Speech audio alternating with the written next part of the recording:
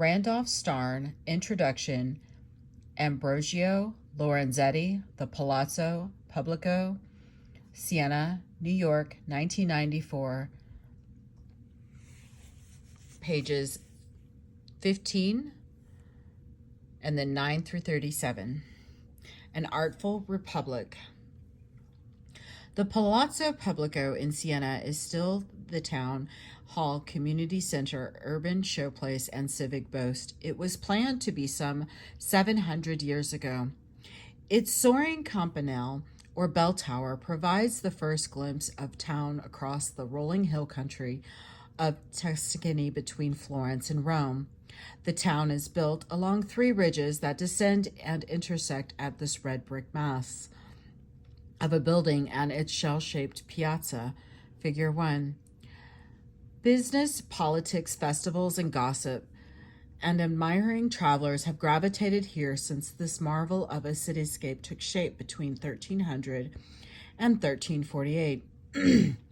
Like other town halls in northern and central Italy, that date from the late 12th century on, Siena's was one of a kind. True to type, yet unique, the towns of Italy set the pace in one of the great boom periods of European history. This maligned Middle Ages, which was, as modern historians have shown, were hardly dark, backward, or Gothic. Italian towns were far more numerous and larger than other European towns.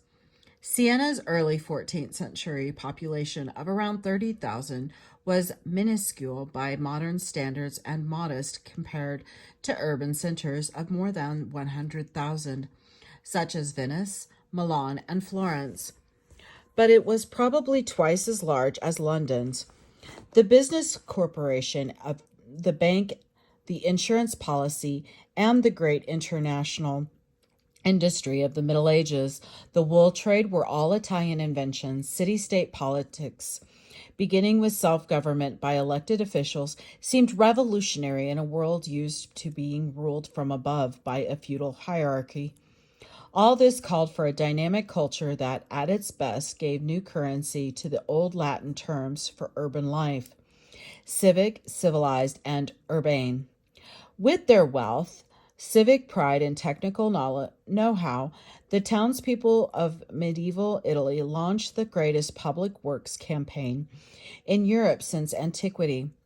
The centerpiece practically everywhere was the town hall and the cathedral, and every town sought to outshine its rivals with the resources at hand.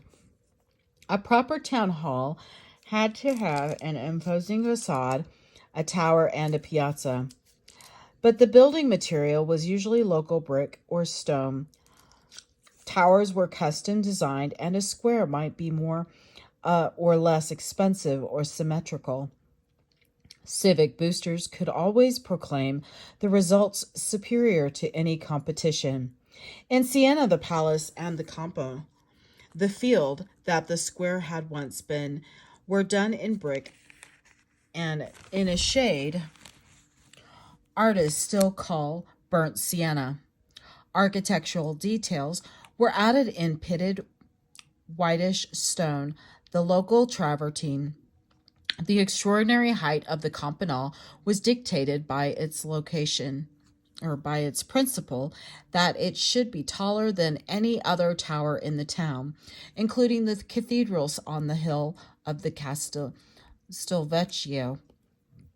Other distinctly Sienese variations included the attachment of a chapel on the west corner of the Palazzo Pubblico's facade and the Fonte Gaia, or Joyous Fountain, at the head of the square, completed in 1419, and so called because of its reception in a hill town worried to this day about its water supply. The town coat of arms and white and black shield was emblazoned above the palace's Gothic trefoil windows, themselves a distinctive Sienese touch legislated for other buildings around the Campo. We can easily imagine the Sienese scoffing at the Florentines' dull beige palazzo with its lower campanile, skewed facade, and cramped piazza. I'm going to go ahead and show the picture of this, and then I will try and get as close as I can should you wish to read that. There's a glare. Sorry about the glare, guys. And then here is figure 3.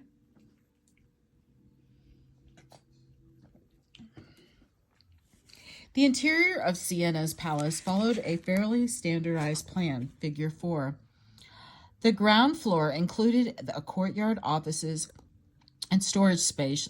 The second floor was mostly given over to meeting rooms, the most important of them with mural paintings illustrating real and imagined civic achievements. Extravagance was the rule because the beauty, harmony, and honor of the Republic, a characteristic official formula, were at stake. The government spent large sums on banners and tunics. Its archives were stored in elaborately painted chests, and mundane volumes of tax accounts were embellished with coat of arms, official portraits, and civic icons. A normally staid notary exulted in 1316 that certain frescoes in the palace were, quote, a delight to the eye, a joy to the heart, and a pleasure to all the senses. The pictures were concerned with constitute one among several series of Palazzo Pubblico murals. These included, from the 14th century alone, Simone Martini's Maesta, Virgin in Majesty, of 1315, a map of the world by Ambrogio Lorenzetti, now lost, and scenes of Sienese victories, subject territories, and military leaders. The citizen rulers of Siena were obviously obsessed with the town's image in all senses of the word. Why this was so, and why the Sienese were particularly drawn to color, contrast, glitter, pattern, and sinuous line, is a long-standing mystery. Some of the oldest explanations sound quite modern today. They emphasize the environment, the hill, air, and light, the intricate patterning of the woods, vineyards, and grain fields in Siena, the mineral colors of the more distant landscape, the busy piazza, the bright emblems of neighborhood societies, the dragon, the goose, the caterpillar, the giraffe, and so on. The bustling traffic along the main north-south highway and along the branching twisted streets all made for a visual feast. As elsewhere in Italy, but conspicuously so in Siena, new urban wealth came together by marriage or business with the swagger and extravagance of old magnate families, boasting estates in the country and towers in town. Despite and because of sumptuary laws that regulated private display, social positions showed in the cut of a tunic or the color of a dress, the number of guests at a feast, or the art one could afford. Private competition called accordingly for all the more ostentatious public demonstration, a kind of civic exhibitionism designed to mobilize yet contain centrifugal forces. Some of that old potlatch spirit comes to life in the Corsa del Paio, the horse race in the piazza that transforms the town into a medieval pageant each year. During the festivities, the neighborhood societies, contrade, aim to outshow their rivals' costumes and banners and to win the race, but everybody ultimately joins the civic spectacle. We miss something important if we are too obligingly taken in all this civic showmanship. The city fathers, after all, needed distractions. Consider the following facts, as they must have done often and anxiously. Siena was only 1/3 the size of its art rival, Florence. Barely 30 miles to the north, it was landlocked in the rural south of Tuscany, with no ready access to the sea, no river, not even a reliable water supply. The Sienese lacked a major large-scale manufacturing industry. There were as many people working in the wool business in Florence as there were inhabitants in Siena. The economy depended disproportionately on the vagaries of banking and transport trade. The political situation was never very reassuring, divided into three geographical and administrative parts, then subdivided into dozens of turf conscious neighborhoods. Siena was notorious for its internal quarrels. The high point in its political history came half a century before the building of the Palazzo Pubblico in 1260, when the Sienese and their allies routed the Florentines at Monteperte, 6 miles east of town. As it happened, this was one of the last victories of the pro-imperial Ghibelline alliance against the Gulf supporters of the Pope in a century-long struggle over Italy. 50 years later, Duccio di Boninsegna was commissioned to paint the patron saint of the victory at Monteperte. His Virgin in Majesty replaced another on the high altar of the cathedral. The 70-odd panels of Duccio's masterpiece glittered in gold and color as it was paraded through a town whose public image had grown more splendid in inverse proportion to its declining fortunes. With the defeat of the Ghibellines, Siena had been forced to turn Gulf in 1270. Its merchants and bankers were losing to the competition, and its territorial boundaries, if not its ambitions, had receded. Artists tended to repeat themselves in what became an archaic Sienese manner. For 2 generations after the mid-14th century, the most influential Sienese were the tough-minded local saints who flailed away at the sins of the town and the world. St. Catherine, 1347-80, and San Bernardino, 1380-1440. With this in mind, we can better understand both the lure and the veil in Sienese public art. For all its jaunty elegance, the Palazzo Pubblico was a defensive fortress whose battlements and tower were not just for show. Its scale is excessive and overbearing in a town that can be traversed in 5 minutes and walked from one end to the other in 15. Brick may be beautiful, but it is also cheap. The Florentines, who customarily faced brick with stone or plaster, must have found Siena's palace stinting and provincial. While the Sienese love for decorated surfaces testifies to a taste for beautiful things and an impressive willingness to pay for them, there is something disingenuous about it too, as if the purpose were to cast time under an aesthetic spell. In sum, art was political and politics were artful in many ways. In the Sienese Republic, Ambrogio, Lorenzetti, as we shall see, was a true native son. Here is the picture. I'm going to try and get as close as possible to that. And then here is figure 5. Commission and mission. Since the early 12th century, a shifting combination of republican councils and magistrates governed Siena following a distinctive Italian political pattern. The Republic had originated as a voluntary commune of leading men who usurped the powers and responsibilities of an imperial count and the bishop. During the 13th century, a new wave of the prosperous men calling themselves the people, Popola, succeeded in grafting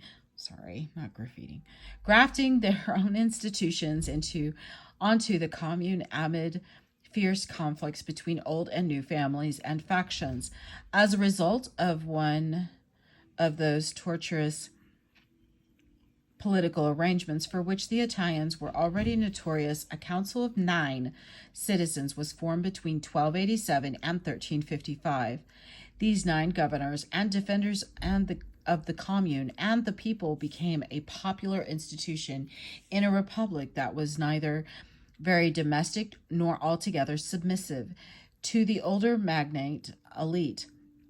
The 9 might best be described as a coordinating committee and executive board for a large council of 300 members and 3 smaller commissions of tax officials, merchants, and knights. Together, these councils embodied the sovereign authority of the republic. But Italian politics was never so simple as this. The Holy Roman Emperor in Germany was still the nominal overlord of the republic and indeed of much of the Italian peninsula. Whenever he was powerful or foolish enough to claim it, the head of the dominant Gulf party was the French king of Naples, and the podesta, an outside official appointed for a 6-month term, was the chief magistrate and executive head of the Sienese government. Although this position was sometimes contested by the captain of the Popola, to complicate matters further, the large and small citizens' council served for terms of 6 months or less upon selection by labyrinthine electoral procedures. By statute, every 2 months a wax ball was drawn containing the names of a new panel of 9 good and lawful merchants.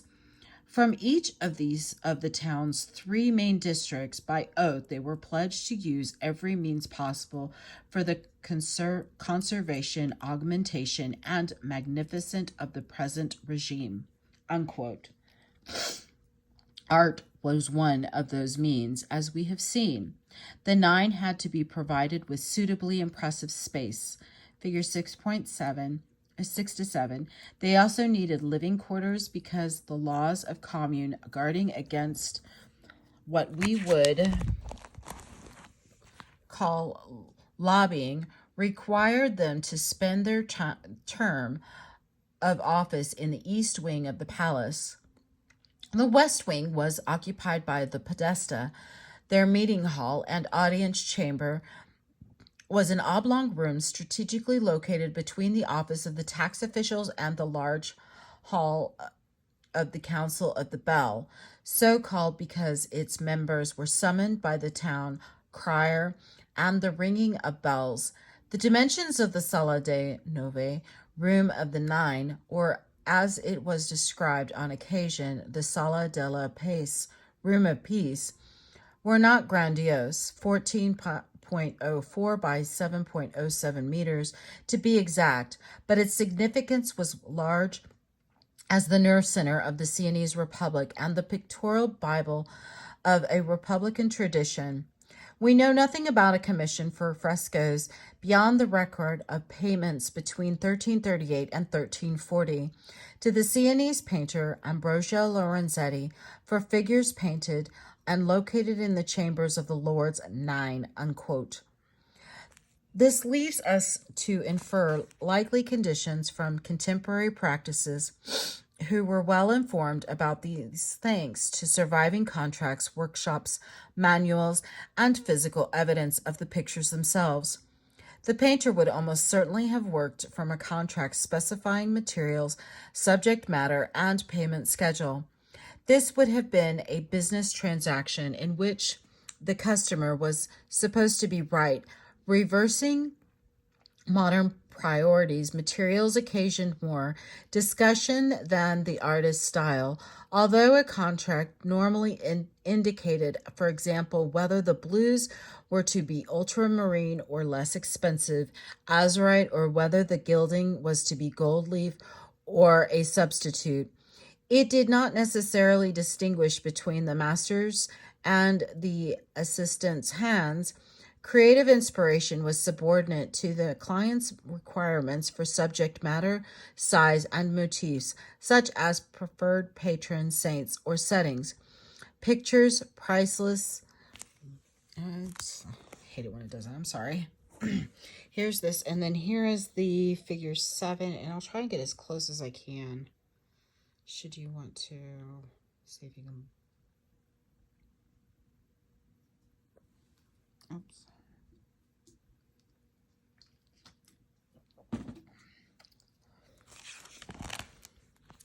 And then here's this one.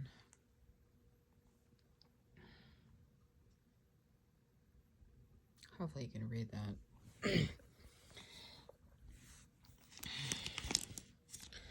Pictures priceless today were a bargain in comparison with necessary military expenditures.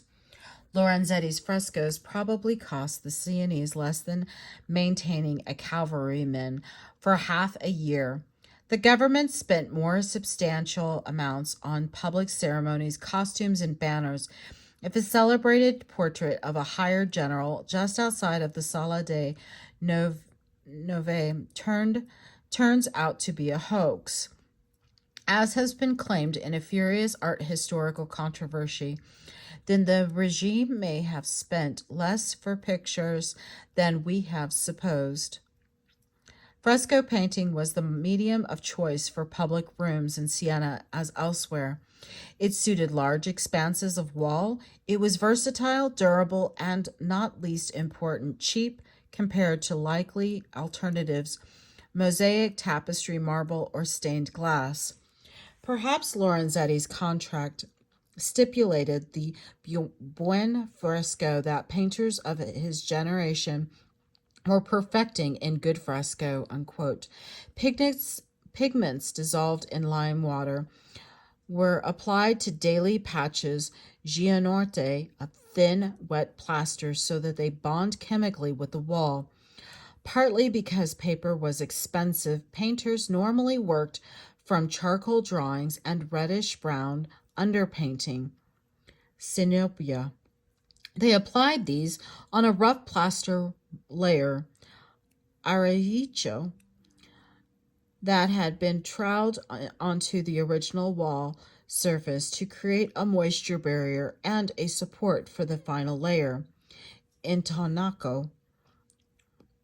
Some materials required special handling, such as gold leaf or the chapter blue substitutes for ultramarine. They were likely to flake away or change appearances. This presumably accounts for the deterioration, gilt, lettering, and patchy blue backgrounds in the Salah de Nove. Since luminous colors were highly valued, painters did not darken their pigments down for modeling and shadows, but lightened them up from the pure tone by adding white, or sometimes different accent colors. They did not mix colors except when there was no alternative, because mixed colors are less intense. The limited palette, the juxtaposition of pronounced colors, and the glowing highlights of the pictures in the Sala de Nove are hallmarks of buen fresco. See glossary, page 103, for further explanation of the technical terms. Such an elaborate official project dictated carefully planning and close instruction. The precise details may not have been written down, but there most have been preparatory diagrams or sketches of some sort. These would have entailed lengthy discussions between the painter, and since this is how official business was done in Siena, a committee overseeing the project, artist as a class, were still grouped with craftsmen.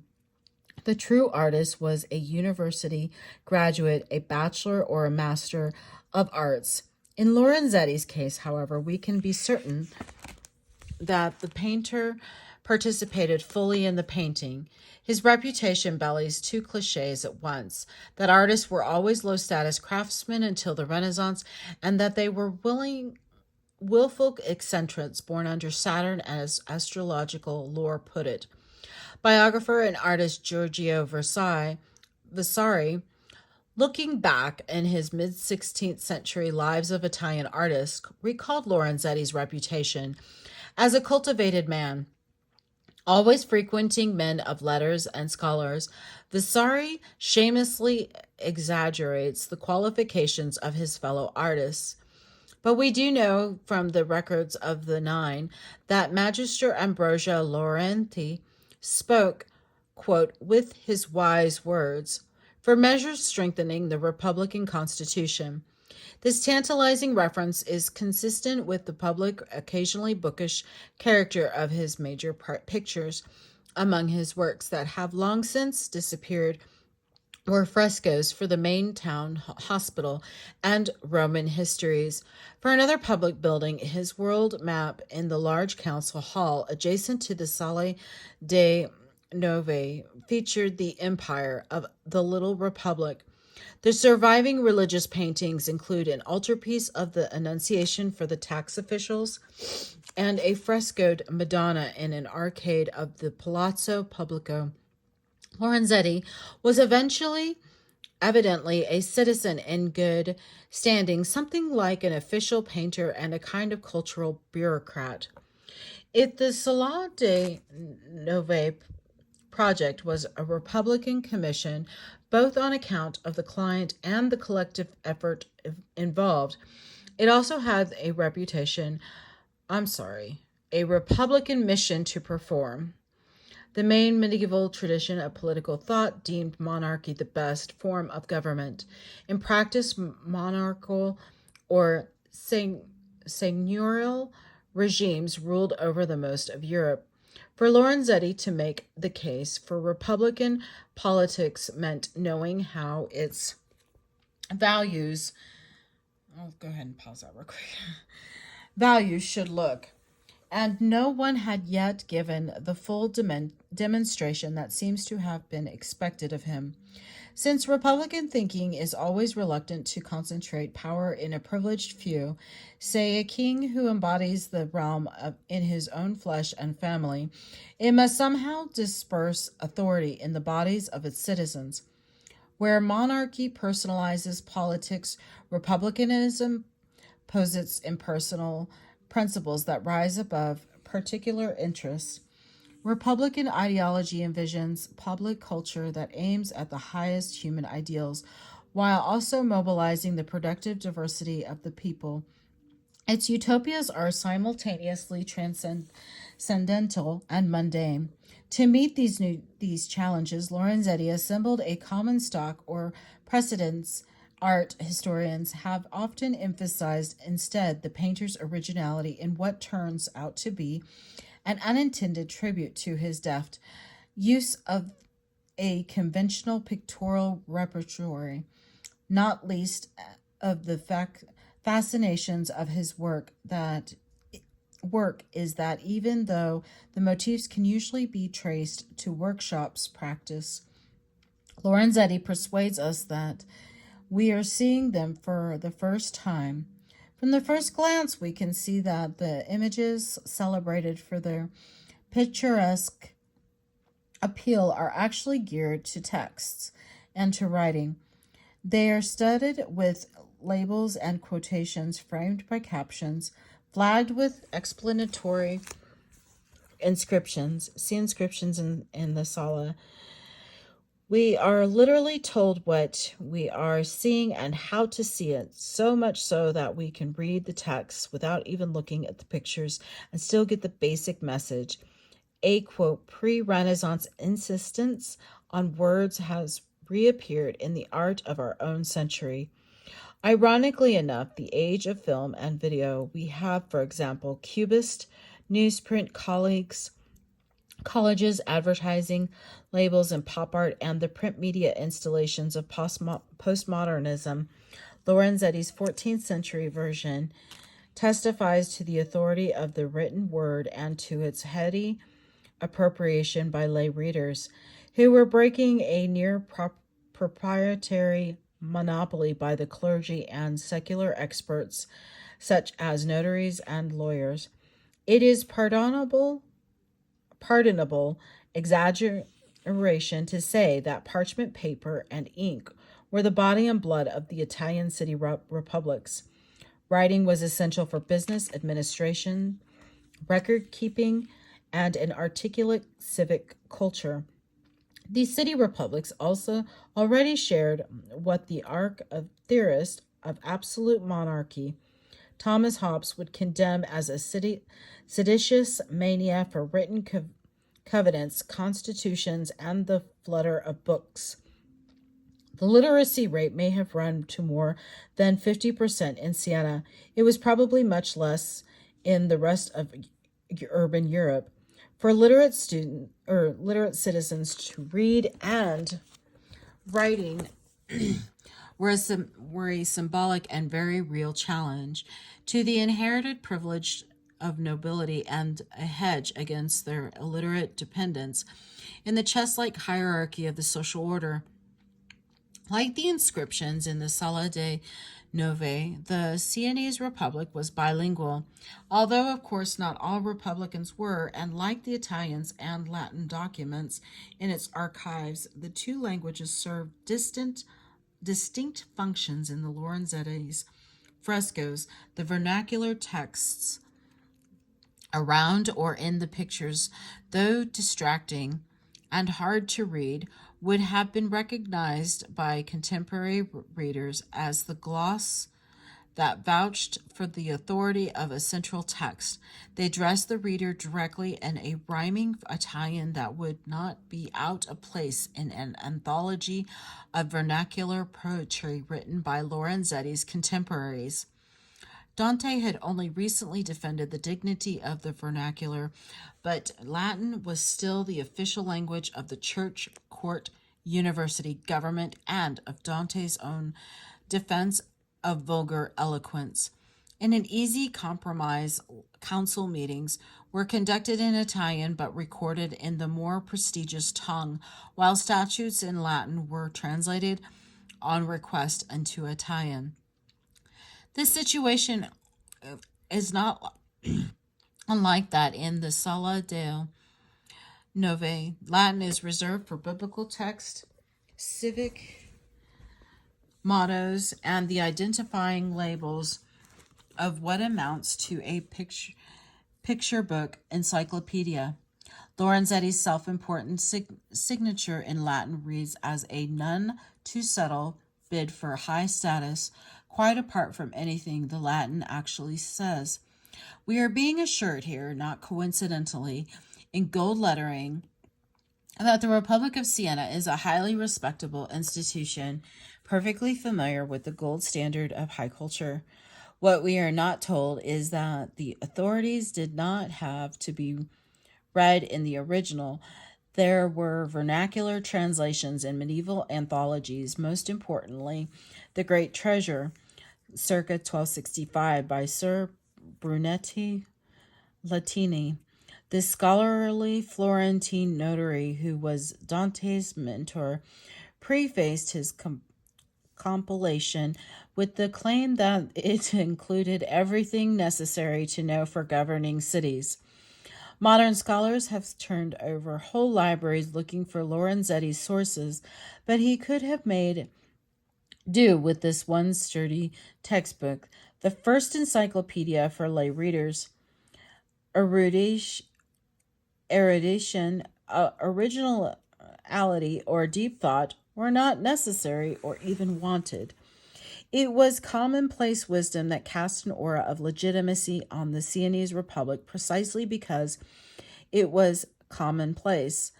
Where the inscriptions try to show off technically sophisticated philosophical distinctions, they get them wrong.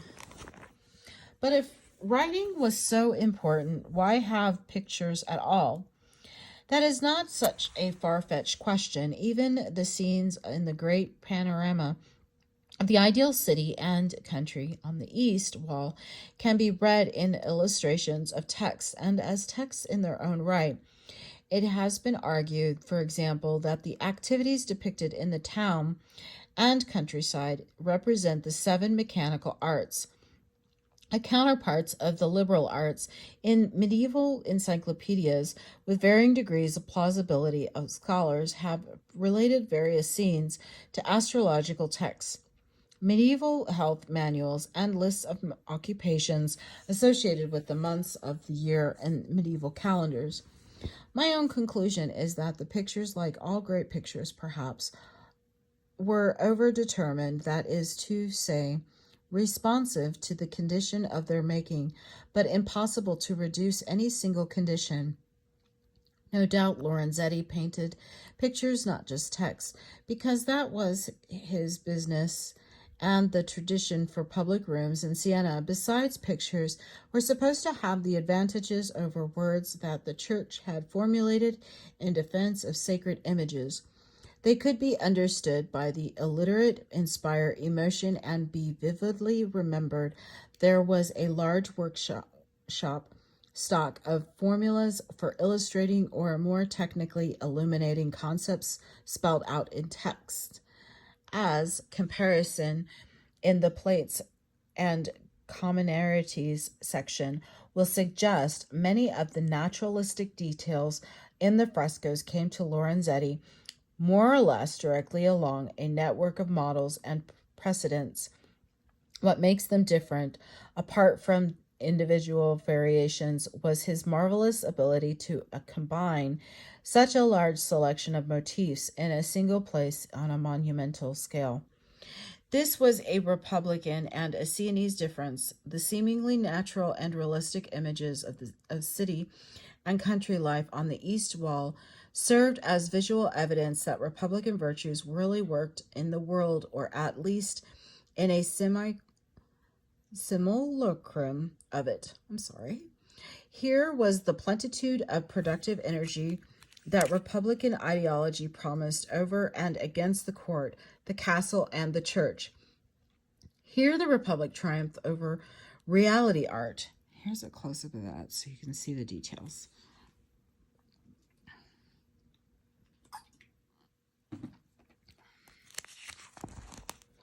And then here is this plate. I'm going to try and get his back up far and not get a glare on this. There you go. And then I'll try and zoom in on this so you can see that.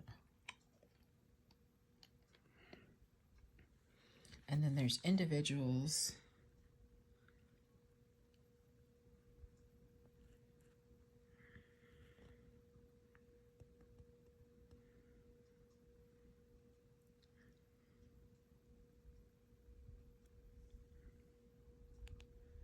Hopefully that is not going to focus for you. I'm sorry about that. A Republican itinerary. The main entrance of the Sala de Nove was originally a door, now a walled-up niche in the southeast corner of the room. Near the window to enter, there was to face violent scenes, sinister personifications, and menacing inscriptions on the west wall, plates 1 through 2. Dante's Divine Comedy also begins in a suffering city, as the poet calls hell, and Lorenzetti's painted room, like the poem, proceeds through the three realms of a redeeming journey. The three frescoed walls are both separated and joined by the simulated architecture of the painted frame, the inscriptions around the room, and the sweep of painted light from left to right. Too large and sequential to be completely taken in from a single vantage point, the pictures put the viewer through the paces of a Republican itinerary, from the dark oppression of tyranny to a radiant earthly paradise. A winged harpy labeled Timur, fear, opposite the original entrance, holds a scroll. This land, we read, has subjected justice to tyranny. No one passes without fear of death. The damaged state of the picture gives the message a surreal effect. And there, to the right, along the walls of a desolate city, tyranny presides, sallow and monstrous, surrounded by a sinister court of vices, and surmounted by an evil trinity: avarice, pride, and vainglory. The figures are extravagantly, melodramatically wicked. misbegotten hybrids of men and beasts equipped with useful instruments put to perverse uses. They belong to a prolific lineage of the devil and his minions in literature and art. But this is not the usual lineup of sins from a fire and brimstone preacher's list. The vices alongside tyranny are social and political failings rather than individual sins. Tyranny was no more merely symbolic threat when upstart Little Caesars were coming to power by force or fraud in 14th century Italy. The shudder of recognition in Siena must have been all the more unsettling because the real and imagined faults of tyrannical rule were the same ones that city republics were often blamed for, especially avarice and discord. The dystopia on the West Wall was something that citizens of Siena feared in their republic and in themselves. The images and inscriptions are part admonition, part lesson, either way, a form of political therapy. The dire consequences of injustice are staged and analyzed, but only in paint, where they could be exposed, scorned, and painlessly mastered. With a further turn to the right, to the north wall, the vices were countered and clearly outnumbered by a court of virtues and their devotees. The fresco on the short north wall is not so much an allegory of good government, the usual modern title, as an illustrated diagram of political virtues following the inscriptions and the light around the room. It draws attention as a luminous middle realm to the menacing contrast on the left, sinister in Latin and Italian side. The fresco cycle is visually centered here as if it to purge the taint of the vices before moving on to the full flowering of virtue, plate 4. And enthroned justice and her attendants on one side serve as the visual hinge between the court of tyranny and the considerably larger and visually richer court of common good, or the commune. The virtuous court is from the top to bottom the counterpart of its negative other. Both have three distinct levels. The three superintending personifications at the top in each three figures on either side of a commanding figure in the middle. The zone beneath each court allows actual effects, respectively, of vice and virtue. The composition is more or less symmetrical, quid pro quo. For the hovering triad of evil on the west wall, a trinity of theological virtues, charity, faith, and hope on the north. For the 6 vices on their bench, 6 enthroned virtues. For tyranny, the imposing personification of the common good. For the injuring tools, the reassuringly familiar attributes of the virtues, the olive branch of peace, the hourglass of prudence, the shield and scepter of fortitude, and so forth. Besides countering the vices, the virtues win out through sheer numbers. 24 counselors, squadrons of mounted knights and infantry, and a host of subjects are arrayed together under the virtues and rally around the totem she-wolf with her Sienese Romulus and Remus, Caenis and Aeschines. Here as elsewhere, our gaze is repeatedly caught up in details, yet aggressively shepherded back to the overriding theme of justice. The north wall is framed to the left and the right by personifications of justice. One is the even-handed dispensing queen on her throne, her eyes upturned to wisdom above her. The other is a lady executioner brandishing a sword and a gruesome severed male head. Justice is quite literally tied into the ensemble several times over. 2 cords descend from her scales and are woven together by concord. The braided rope then passes into the hands of the 24 counselors in the middle of the picture, rising to encircle the wrist of common good. Here is the picture. I'll try and get as close as I can. I'm sorry, I have to like.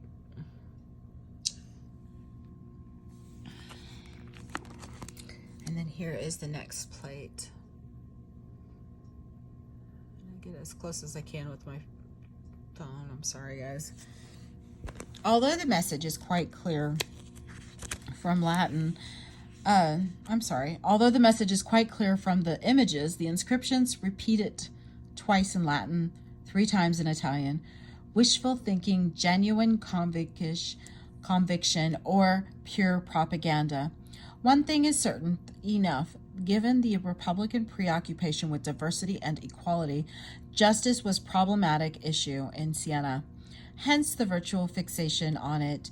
In the Salah de Nove, justice, we read, is the holy virtue inducing citizens to make the common good their lord. Justice proves that virtue pays in the form of taxes, tributes, and territories. She guards, nourishes, and rewards those who honor her. The virtues look out from the north wall, where the 9 themselves probably sat. From the head of the room, painted and real gazes would have intermingled, reinforcing one another, but visual cues would have drawn attention away from the north wall, as they still do, and toward the east wall on the right, and so to the culmination of the Republican message. Light seems to flow out from the central wall as if from the virtues and the eyes of the 9. The text continues moving from the left to right, but the bottom inscriptions refer back to the theme of justice outshining the black wall opposite, putting it so to speak in the dark.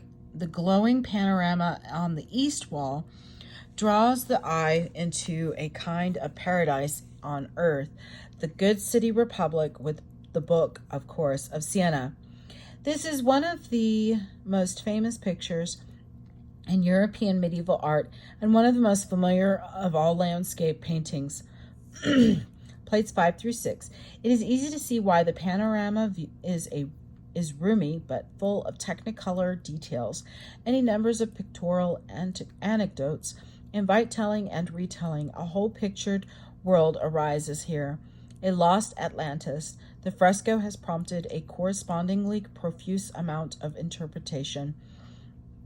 The earliest descriptions we have by the Florentine sculptor Lorenzo Ghiberti in his commentaries on art, and by San Bernardino in a sermon, both quite sketchy, date from the first half of the 15th century.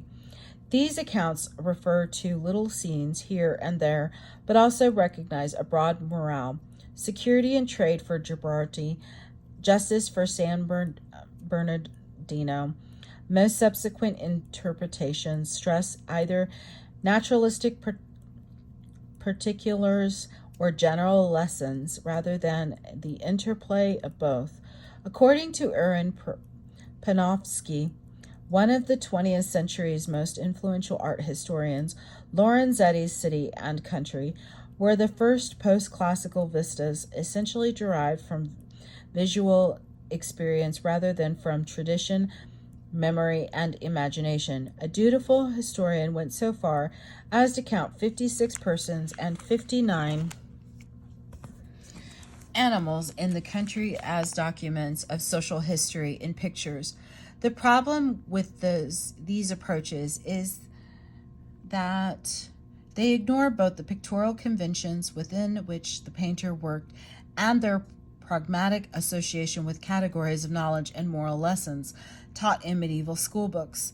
We find the liberal and the mechanical arts, astrological influences, and the seasons of the year illustrated in medieval art. Further, dancing was a common visual metaphor for justice and concord. The problem with these interpretations, in turn, is that general formulas are figured in specific and contingent forms in Lorenzetti's picture. The modern label for such a 14th or 15th century style is late medieval realism. This term has been used to designate both a lingering medieval penchant and for abstraction and an early Renaissance fascination with the visible world. Lorenzetti's contemporaries knew nothing about these art historical labels. We can't be sure that the citizens of Siena made of the east wall, yet we can say and see how the great panorama still fulfills Republican expectations. The scenes on the east wall are idealized. Larger-than-life dancers in ball gowns never twirl in the streets. Farmers certainly do not harvest and plant in the same season. The motifs were all well known. Nevertheless, the picture conveys the impression of people acting as good citizens, should freely on their own, but also for the community's needs. They do so in a space that solicits inspection without fixing a set focus. This is a case in which an older technique, the multiple vantage points used in medieval painting, conveyed the message better than the modern one-point perspective system, invented in Florence in the next century, would have done. A whole genre of how-to books on government in the 13th and 14th centuries was called Mirrors or Eyes for Magistrates. The few surviving minutes of the 9 are full of little incidents to which they cast an attentive eye. The solemn legal formulas of the documents gave them responsibility for overseeing the large and small affairs of the city and the country. The Salah de Nove Panorama is a pictorial version of reflecting and seeing the ideal city republic. Here is the picture here. I'll try and get as close as I possibly can because this is the entire page. And then I'll see if I can get some closer details. Because there's people.